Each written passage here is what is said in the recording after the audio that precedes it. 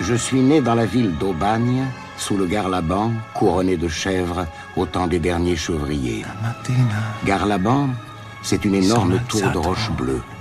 Elle monte très haut dans le ciel de Provence. Ce n'est donc pas une montagne, mais ce n'est plus une colline. C'est Garlaban.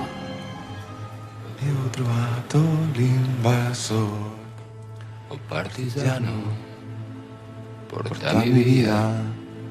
Oh vela ciao, vela ciao, vela ciao, ciao, ciao, partigiano, porta mi via. E mi sento di morire.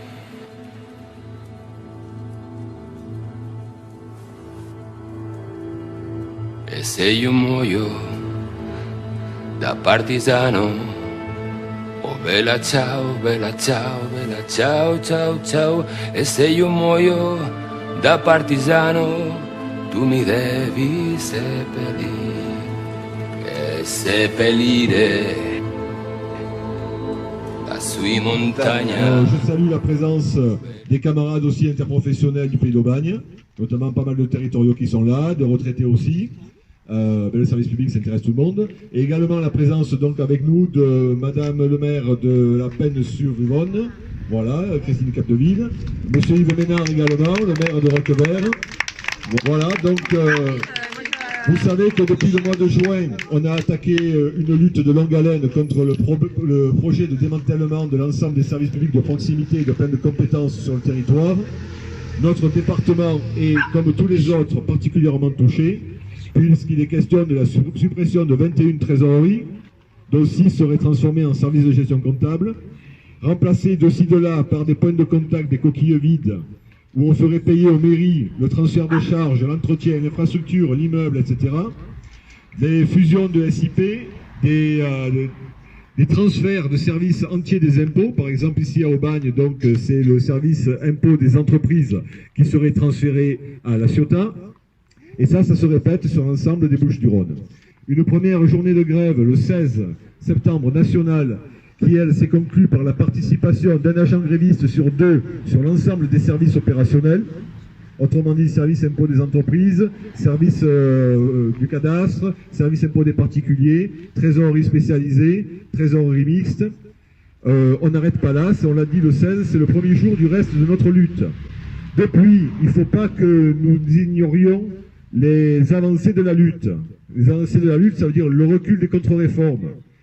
Notamment un calendrier qui devait s'arrêter en octobre. Octobre, c'est après-demain, hein, et qui, depuis les annonces de Gérald Darmanin, est reporté à décembre, voire même au-delà. Des lectures où il est question de l'engagement du ministre à ne fermer aucune trésorerie si les maires ne sont pas d'accord. Donc, message à l'ensemble des élus locaux. Là-dessus, des abandons notamment du dossier, vous savez, de l'agence comptable, où il était question simplement de transférer en la main-d'œuvre des agents des finances publiques auprès des collectivités qui auraient été candidates. Ça a fait flop. Et une manipulation de notre administration par l'exécutif qui présente aux élus locaux et aux élus nationaux une cartographie mensongère de l'implantation de nos services. Depuis, sur ce département aussi, il y a des bougées. C'est le maintien du service impôt des entreprises à Istres. Ce serait la création hypothétique d'un nouveau service de gestion comptable sur le pourtour de l'étang de Berre. Ce serait le report des fusions et des disparitions des services de publicité foncière de Tarascon ou du cadastre de Tarascon. Ce serait également la création d'antennes, notamment à Gardanne, pour le secteur public local. Sauf que derrière tous ces effets d'annonce, nous avons des directeurs locaux qui ne savent même pas dire aux agents, aux élus, à ceux qui leur posent la question, aux journalistes, mais qu'est-ce qu'il y aura dans ces services que vous dites maintenir de proximité? Nous, on vous le dit, ce sont des coquilles vides.